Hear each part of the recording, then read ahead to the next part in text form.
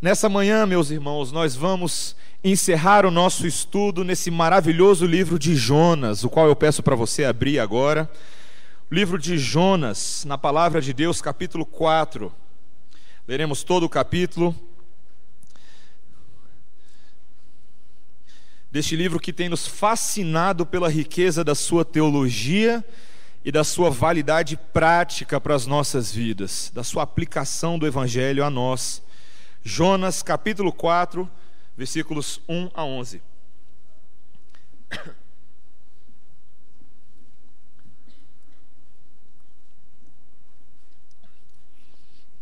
Está difícil de achar Jonas, irmão?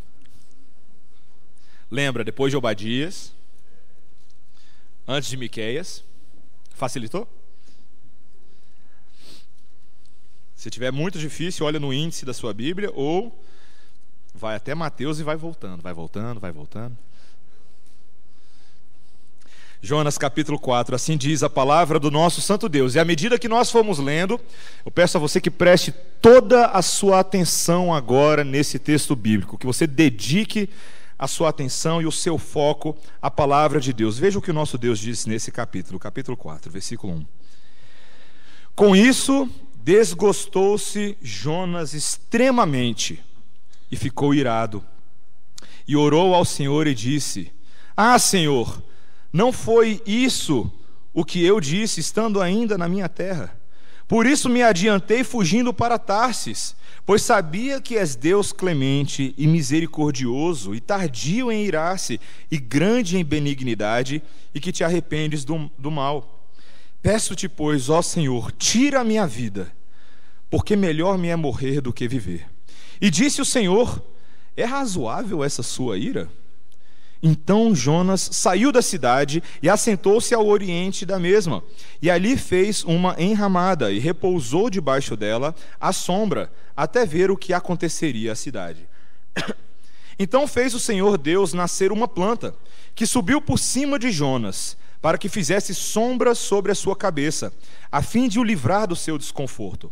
Jonas, pois, se alegrou em extremo por causa da planta. Mas Deus, no dia seguinte, ao subir da alva, enviou um verme, o qual feriu a planta, e esta secou. Em nascendo o sol, Deus mandou um vento calmoso oriental. O sol bateu na cabeça de Jonas, de maneira que desfalecia, pelo que pediu para si a morte, dizendo: Melhor me é morrer do que viver. Então perguntou Deus a Jonas: É razoável essa tua ira por causa da planta? Ele respondeu: É razoável a minha ira até a morte. Tornou o Senhor: Tens compaixão da planta que te não custou trabalho, a qual não fizeste crescer, que numa noite nasceu e numa noite pereceu?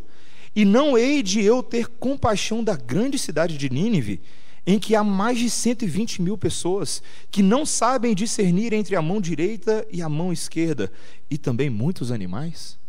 Até aqui a palavra do nosso Deus. Vamos orar. Nós te agradecemos, ó Deus, por esse texto tão fascinante, Pai. E te pedimos, ó Pai, nessa hora em que fechamos o livro de Jonas, que o Senhor também possa, Pai, estabelecer a Tua palavra no nosso coração. Abre os nossos olhos espirituais, abre o nosso coração, que possamos compreender a Tua vontade, em nome de Jesus. Amém. Amém. Na década de 90, um programa na TV Globo ficou muito famoso, um programa chamado Você Decide.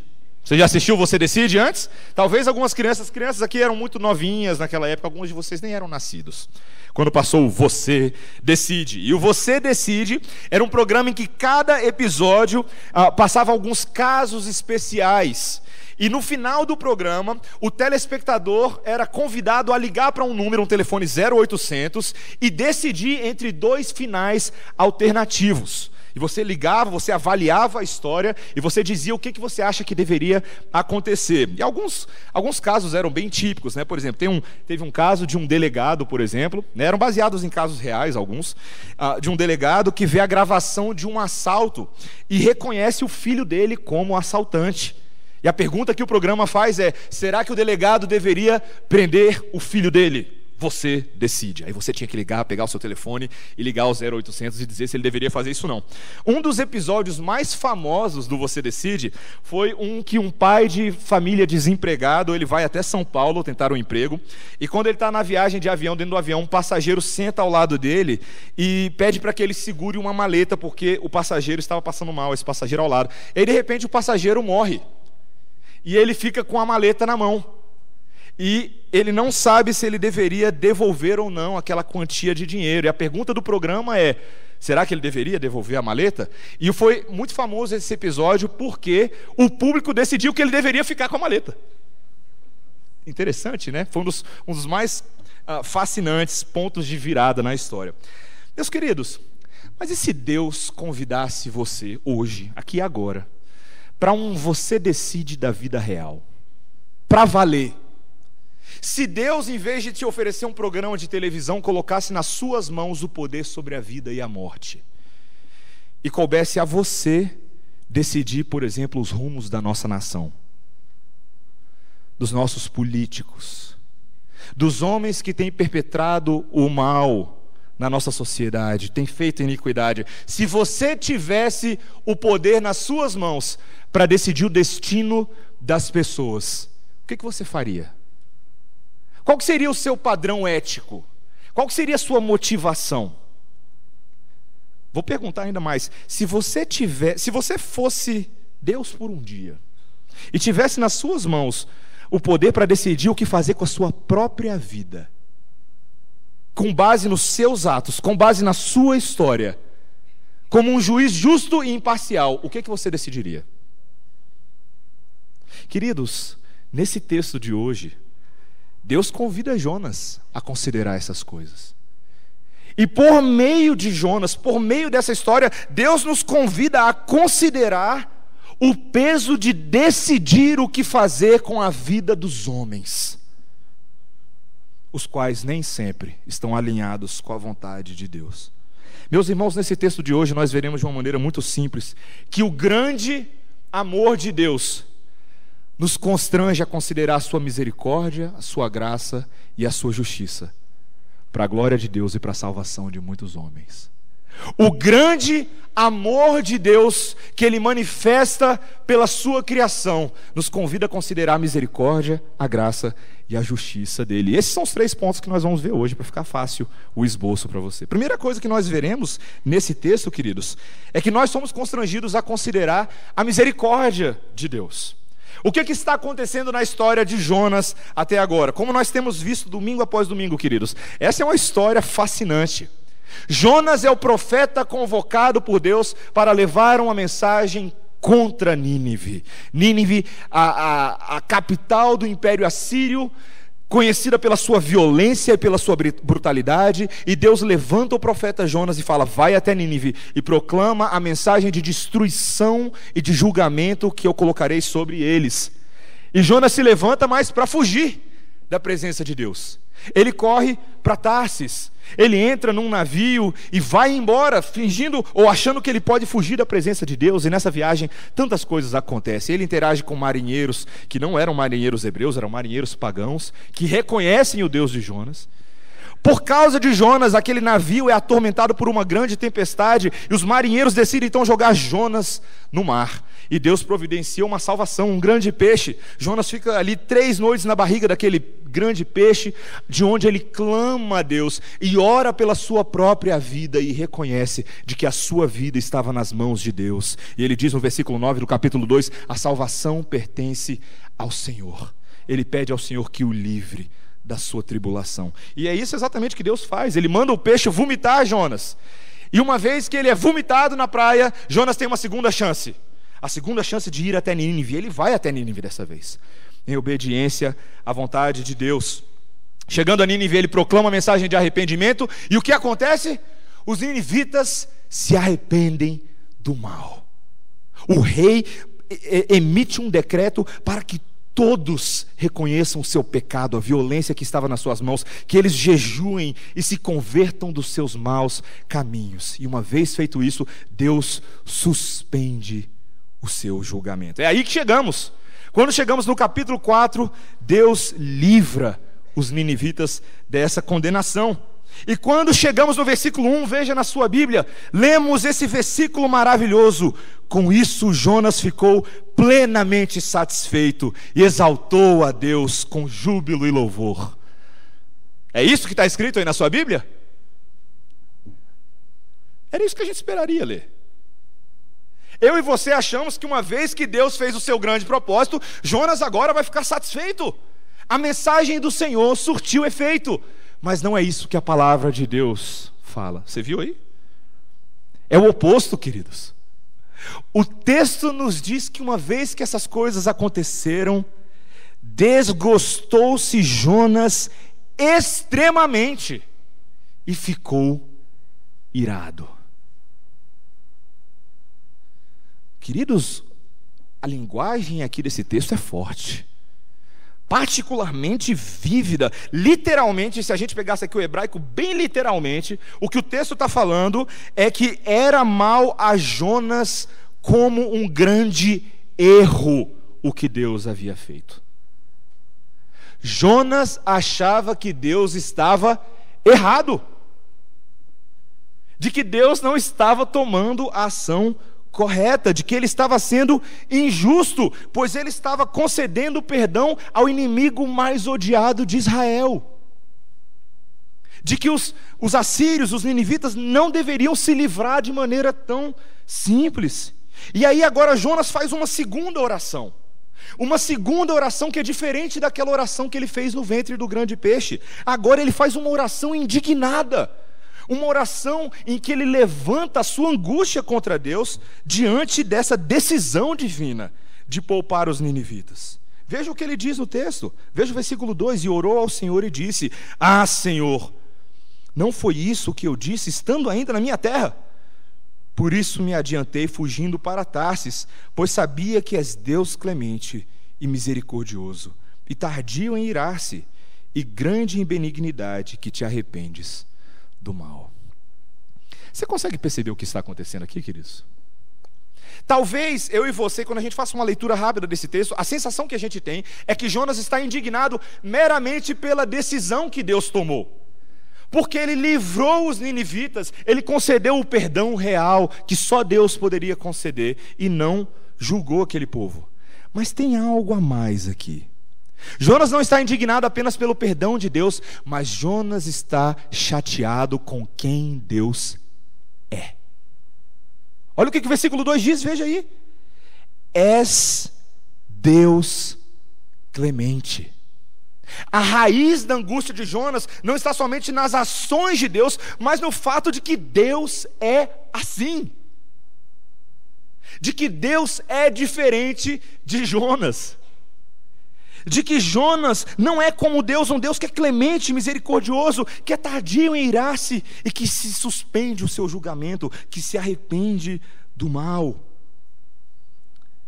Há algo, meus irmãos, no caráter de Deus que deixa Jonas desconfortado. E essa fórmula que nós acabamos de ler era uma forma muito conhecida de Jonas e dos israelitas. Isso que nós acabamos de ler aqui é o que nós chamamos da fórmula pactual de Deus, a maneira como Deus se revelou aos israelitas desde os tempos antigos.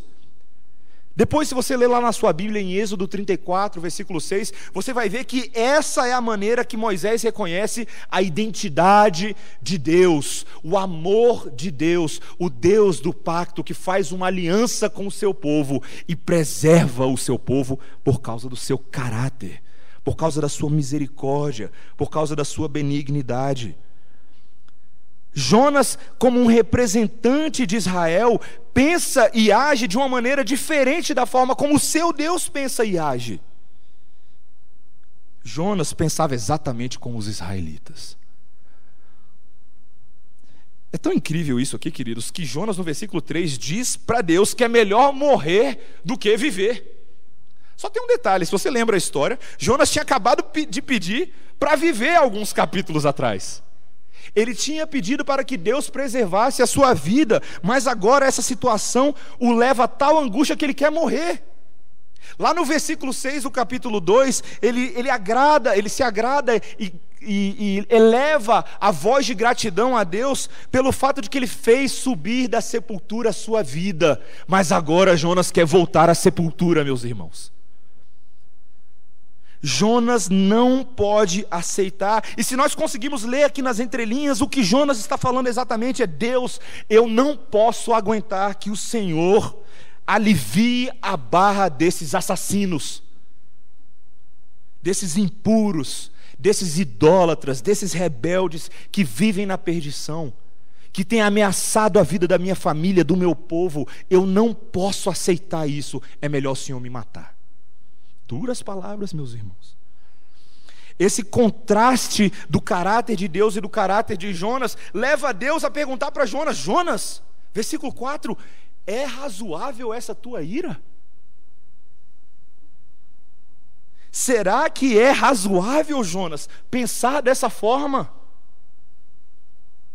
Meus irmãos, enquanto Deus é misericordioso, compassivo, benigno, perdoador, nós muitas vezes somos exatamente o oposto disso. Nós somos cruéis, nós somos indiferentes, nós somos maldosos, nós guardamos mágoa e rancor, usando as faltas dos outros contra eles e a nosso favor. Nós somos como Jonas. A forma de pensar de Jonas muitas vezes é a nossa forma de pensar. E nisso nós vemos que a misericórdia de Deus, queridos, nos constrange.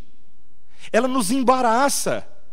Ela nos deixa envergonhados, porque nós não somos assim. Nós não temos muitas vezes misericórdia com relação aos nossos inimigos. As pessoas que pegam no nosso pé pela falta de fé, pela fé que nós temos em Jesus, os familiares com quem nós temos rixas e nós entramos em debates homéricos, os nossos colegas de trabalho que colocam a competição acima do companheirismo. Muitas vezes o nosso sentimento por eles não é um sentimento de misericórdia, mas de raiva, de rancor. Nós fazemos orações, como eu falei na semana passada, muitas vezes as orações imprecatórias: Deus, leva esse ímpio. Não é Deus, salva esse ímpio. Nós vivemos em dias, por exemplo, queridos, que os governantes e líderes do nosso país, por meio das suas ações, têm incitado coisas nos nossos corações dos quais nós envergonhamos. Ódio, raiva. Temos nutrido rancor e mágoa profunda por essa grande classe corrupta, que é todo mundo corrupto, é todo mundo igual. Permitimos que as nossas posições políticas, muitas vezes, tomem conta do nosso coração em vez do Evangelho. E o que dizer dos inimigos das ruas? Esse eterno medo que cada vez mais temos cultivado em Brasília, de que aquele que está na rua, aquele que pode roubar o seu celular, o trombadinha que esbarra e leva a sua carteira, o cara que chega no sinal e aponta uma arma, que esse é o seu eterno inimigo, e você vive sem misericórdia para com essa classe. Vou fazer uma afirmação da qual eu não estava preparado para fazer, mas eu vou fazer aqui agora. Temos conversado sobre a maioridade penal nesses dias, sobre reduzir, punir. Sim, claro, essas coisas são lícitas, e eu inclusive tenho a minha própria posição com relação a isso. Sim, eu acho que devemos reduzir a maioridade penal. Eu acho que temos motivos legítimos para pensar assim, mas tem um problema às vezes com a minha forma de pensar e a sua forma de pensar. Onde entra a misericórdia nisso tudo? Onde entra a forma de Deus de pensar? A pergunta que Deus faz para Jonas: é razoável essa tua ira, Jonas? Medite nisso, considere isso, quem você é diante de Deus. Israel, você que foi chamado para ser bênção e luz às nações, é razoável essa tua ira? Meus irmãos, somos constrangidos a considerar a misericórdia de Deus, não só ficar embaraçados por ela, mas somos constrangidos no sentido de sermos impelidos a sermos misericordiosos com os outros, a considerarmos, a pensarmos nisso. Somos constrangidos, meus irmãos, a refletir se nós temos usado pesos diferentes para situações diferentes, meramente com base nas nossas opiniões e nos nossos gostos e interesses, e não na forma de Deus de pensar. Deus que é misericordioso e é grande em amor. Mas, meus irmãos, em segundo lugar, nós somos constrangidos também a considerar a graça de Deus. E existe uma diferença entre a misericórdia e a graça de Deus. A misericórdia de Deus é quando Deus não nos dá aquilo que nós merecemos. Mas a graça de Deus é quando Deus nos dá aquilo que nós não merecemos. Veja que o texto diz que uma vez que essa situação toda passa, agora Jonas, no versículo 5, ele sai da cidade e ele se senta a leste da cidade, onde ele faz uma pequena cabaninha, um pequeno abrigo, uma enramada, essa palavra que a gente não usa muito, aí no versículo 5, ele repousa à sombra dessa cabana, e ele cruza os braços e ele aguarda agora para ver o que Deus vai fazer. Jonas não aceita a posição de Deus. Tá, Deus, tudo bem, você disse que vai arrepender do seu mal, que você vai suspender o julgamento, mas eu vou sentar ali e vou ver o que vai acontecer com essa Sodoma e essa Gomorra aí de Nínive. Vamos ver. E Jonas se senta lá, ele constrói esse pequeno abrigo e fica esperando para ver o bicho pegar. Só que a Bíblia diz para a gente, queridos, veja aí no versículo, a partir do versículo 6, que parece que essa cabaninha de Jonas não era suficiente para proteger ele desse sol árido dessa região onde ele estava. E Deus faz algo sensacional. Ele faz um sinal, um prodígio. Ele faz crescer sobrenaturalmente uma planta que cobre Jonas com uma sombra agradável. Jonas fica sentado na melhor arquibancada do estádio, com uma sombrinha boa em cima dele. E o texto diz pra gente, faz essa declaração maravilhosa, de que Jonas se alegrou em extremo por causa da planta. O mesmo adjetivo extremo que foi usado para descrever a ira dele no início do texto. Jonas agora está extremamente alegre por essa plantinha. A gente não sabe exatamente que planta que era, é difícil saber a vegetação exata do qual o texto está falando aqui. Alguns comentaristas falam que nessa região, por exemplo, poderia ser a mamoneira, que era uma planta que crescia com uma boa altura, até 4,5 metros. E Deus fez essa planta crescer de uma hora para outra, para cobrir a cabeça de Jonas. Só que a história não para aí. Deus tinha um plano um pouquinho diferente do que o plano de Jonas. O texto nos diz que no decorrer da noite, Deus envia um verme que agora corrói a raiz dessa planta e faz ela secar, matando a planta. E quando o dia seguinte amanhece e Jonas constata o que havia acontecido, não só o que havia acontecido com a planta, mas um vento que Deus envia e assola o já afligido Jonas no seu local, o texto diz que o humor de Jonas muda rapidinho. De que o alegre e serelepe Jonas, de algumas horas atrás, que estava ali relativamente confortado por causa da sombra da planta, Jonas fica ainda mais amargo. E quando a planta morre, Jonas constata: melhor é morrer do que viver. E no versículo 9, Deus pergunta a Jonas: é razoável essa tua ira por causa da planta? E ele respondeu: é razoável a minha ira até a morte. Ô profetinho obstinado, gente. Que vontade de morrer é essa? Que angústia, que aflição da alma. Que temperamento, que perspectiva. Pela segunda vez, Deus questiona a avaliação do profeta. Queridos, o que é a graça de Deus? Como eu falei, a graça de Deus é quando nós recebemos gratuitamente das mãos de Deus aquilo que eu e você não merecemos. É o favor imerecido de Deus a nós. Jonas não merecia aquela planta. Se eu e você temos acompanhado muito bem a história de Jonas desde o primeiro capítulo, a gente sabe muito bem o que Jonas merece. Mas Deus, vez após vez, vem cuidando desse profeta, sustentando esse profetinha que só dá dor de cabeça. E Jonas em nenhum momento se permite considerar sob a perspectiva do que Deus está fazendo. Ele só consegue olhar sobre a sua perspectiva egoísta, demandar os seus direitos, como se a graça de Deus fosse um direito a ser demandado. Sabe qual que é o problema disso, queridos? Nós vivemos em dias em que a gente conversa sobre o direito das pessoas, não é verdade? O direito das minorias, os seus direitos. E muitas vezes, queridos, sem perceber, o que nós fazemos é exatamente o que Jonas faz. Nós transformamos a graça imerecida de Deus em nosso favor como algo que nós podemos demandar de Deus. Colocar Deus contra a parede, apontar o dedo na cara dele e falar assim: cadê o que é meu? Cadê a minha plantinha?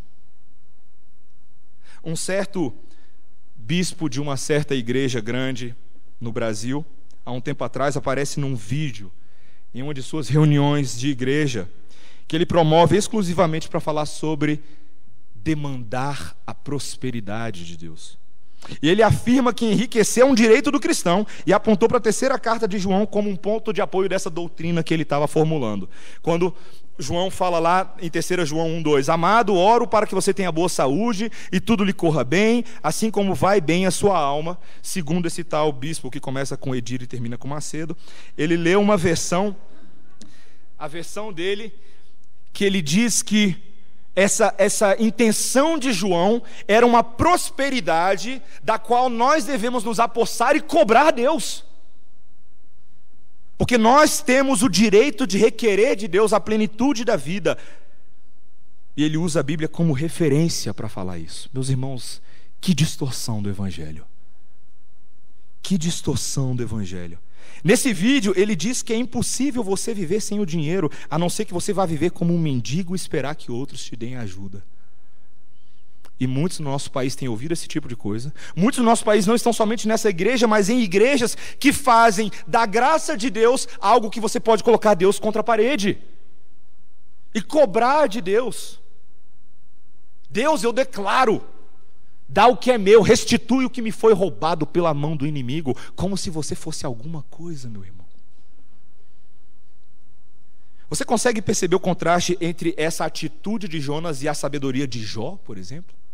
Jó, que sim, tinha tudo pelas mãos de Deus, mas também, como Jonas, teve não só a plantinha, mas a sua família, os seus animais, as suas propriedades tomadas pela mão do Deus soberano que sabia de todas as coisas. E Jó, no capítulo 1 do livro, em vez de se rapidamente indignar contra Deus, ele afirma: o Senhor Deus deu, o Senhor Deus tomou, a Ele seja toda a glória.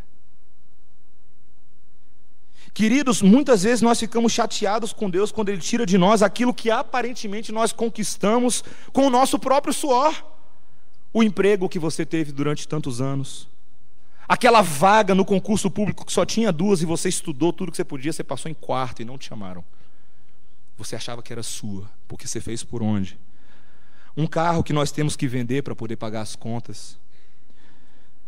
Um familiar que Deus decide tomar para si, nos pega de surpresa quando estamos despreparados.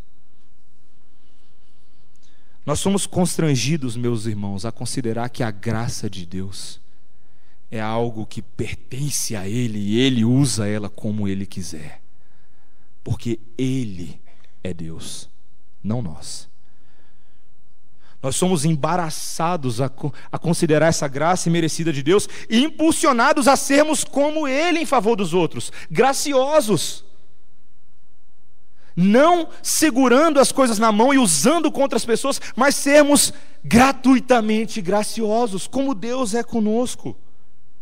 Não coloque Deus contra a parede, seja grato. Uma vez o reverendo Dail, que era meu pastor na igreja anterior a essa, na Igreja Presbiteriana de Brasília, ele num sermão, ele disse algo que eu nunca esqueci. Um dos maiores pecados, meus irmãos, do nosso coração é a ingratidão. Nós somos muito ingratos. Muito ingratos. Nós não sabemos agradecer pelas coisas boas que temos, mas quando são tomadas de nós ficamos ingratos. Nós ficamos indignados com Deus. Nós viramos para Deus e falamos assim: é melhor você tomar a minha vida do que me deixar viver. Não deveria ser assim, queridos. Não deveria ser assim. E é o que Deus quer que Jonas pense, que ele considere. Considere a sua misericórdia, considere a sua graça e, em último lugar, queridos, Deus deseja que Jonas considere a justiça de Deus. Que ele seja constrangido a considerar essa justiça de Deus. Deus agora vai tentar mostrar para Jonas a lógica de Jonas. Olha o versículo 10. Olha a lógica de Jonas. Tornou o Senhor a Jonas e ele diz: tens compaixão da planta que te não custou trabalho, a qual não fizeste crescer, que numa noite nasceu e numa noite pereceu. Não hei eu de ter compaixão da grande cidade de Nínive. Você percebe o primeiro contraste que Deus está fazendo? O primeiro contraste é o contraste que Jonas egoisticamente cobra o direito de uma coisa que não é dele, que ele não fez crescer, que ele não cuidou, que ele não gerou, que ele não geriu. Mas ele quer que Deus não tenha essa atitude pelas coisas que Deus criou, Deus geriu, Deus fez. A primeira coisa para a qual Deus chama para si é de que Deus tem um cuidado pela sua criação, pelas coisas que Ele fez. A cidade de Nínive, essa grande cidade de Nínive, em que havia mais de 120 mil pessoas, era a criação de Deus. Era o povo que Deus havia feito. E não dá para você abaixar o padrão e querer que o egoísmozinho de Jonas se compare ao propósito de Deus. O propósito de salvar a grande cidade de Nínive. Os ninivitas representam esse propósito missionário de Deus, de resgatar pessoas, de transformar pessoas, de regenerar corações, de transformar aqueles que estavam perdidos em pessoas agora que são dignas, pessoas que eram ignorantes da vontade de Deus. Veja o que ele diz no texto, que essas pessoas de Nínive não sabem diferenciar entre a mão esquerda e a mão direita, cegos. Deus é aquele Deus que deseja abrir os olhos e dar a visão a esse povo que estava perdido na sua cegueira espiritual. Veja que Deus está falando de uma maneira que Jonas não consegue nem compreender, porque Deus insere até os animais. Olha o que ele fala no final do texto. Essa cidade que também tem muitos animais. Lembra que os animais entraram no jejum? Você lembra disso? Um sinal, um símbolo de que toda a criação de Deus aguarda a redenção que Ele tem para providenciar. Esse amor pactual de Deus mostra a justiça de Deus no sentido de que Deus é coerente com quem Ele é. Deus age assim porque Deus é assim, queridos. Deus age com misericórdia porque Deus possui o atributo divino da misericórdia. Ele age com amor porque Deus é amor. Ele age com compaixão, como Jesus agiu com compaixão. Quando em Mateus 9,36 nós lemos que Jesus viu as multidões e compadeceu-se delas, porque estavam aflitas e exaustas como ovelhas que não têm pastor. O primeiro ponto de justiça aqui é essa coerência entre o caráter de Deus e a ação de Deus, entre aquilo que Deus é e aquilo que Ele faz. Mas a pergunta final, e você tem que ficar fascinado com o fato de que Jonas é o único livro das Escrituras que termina com uma pergunta. Deus deixa em aberto. Deus faz uma pergunta para Jonas e a gente não tem a resposta. Cadê Jonas capítulo 5? Cadê o versículo 12? Cadê? Será que eu não vou poder concluir esse sermão agora, queridos? Será que a gente agora fecha a Bíblia e vamos todo mundo para casa? Não, meus irmãos, não. Talvez um dos nossos maiores erros de interpretação desse texto, e eu encerro com isso, é a gente achar, e pense bem nisso que eu vou falar agora, que Jonas estava completamente errado. Jonas não estava completamente errado. O senso, preste atenção, o senso de indignação e de injustiça de Jonas nessa situação não estava completamente errado. Os ninivitas mereciam a punição. E algo precisava ser feito com relação a isso. Porque o nosso Deus, meus irmãos, Ele é um Deus perfeito em todos os seus atributos. E Deus não é só amor, não é só misericórdia, não é só compaixão, mas Ele é santo, Ele é justo. E a sua ira justa se manifesta contra toda impiedade. E essa história não nos deu a resolução. e não ler Jonas corretamente à luz do que a Bíblia diz, pode levar você à conclusão de achar que os ninivitas não foram destruídos. Mas eles foram. Os ninivitas foram destruídos. Historicamente falando, isso é um fato. Eles foram destruídos. O livro de Jonas sozinho não conta como eles foram destruídos, mas a Bíblia fala como eles foram destruídos. Eles foram destruídos, queridos, anos depois, quando eles foram moídos por Deus, e Ele os fez enfermar. Eles foram traspassados por causa das transgressões que eles fizeram. Quando aprove a Deus na plenitude do tempo castigar o seu próprio filho no lugar dos ninivitas, permitindo que ele fosse pendurado num madeiro e amaldiçoado para resgatar os ninivitas, para que assim a bênção de Abraão chegasse aos gentios, como Paulo fala em Gálatas 3. Sabe de uma coisa? Jonas foi destruído. Não foram só os ninivitas que mereciam a punição de Deus, Jonas merecia a punição de Deus, e eu e você sabemos disso muito bem. Jonas foi destruído. Você achou que ia ficar fácil para ele? Jonas foi destruído muitos anos depois, quando Jesus o Nazareno, varão aprovado por Deus com sinais, prodígios e milagres, foi entregue pelo determinado desígnio de Deus e presciência na mão dos judeus, que o crucificaram e mataram de maneira iníqua. Eu e você fomos destruídos. Isso aconteceu há muitos anos atrás, quando fomos sepultados com Ele no batismo da sua morte. Quando nós estávamos mortos em nossas transgressões, nós recebemos a vida e a justiça de Deus, juntamente com Ele, sendo ressuscitados e tendo os nossos delitos perdoados na cruz do Calvário. O escrito da dívida que era contra nós, que era contra Jonas, que era contra os ninivitas, foi encravado na cruz do madeiro. E assim nós fomos destruídos e feitos novas criaturas, ressuscitados. Jonas ressuscitado. Os ninivitas, como Jesus falou em Mateus 12, ressuscitados. Novas criaturas. Em Cristo, meus irmãos, o nosso velho homem foi destruído. E agora nós fomos refeitos e recebemos agora de fato a justiça de Deus. No livro de Jonas existe um propósito de Deus para os gentios, como eu e você. Existe um propósito de Deus para o seu próprio povo, como Jonas e como eu e você.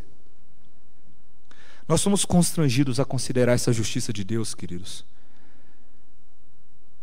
porque a lógica de Deus se manifesta na cruz do Calvário. Você decide como viveremos nesse mundo à luz de como Deus decide.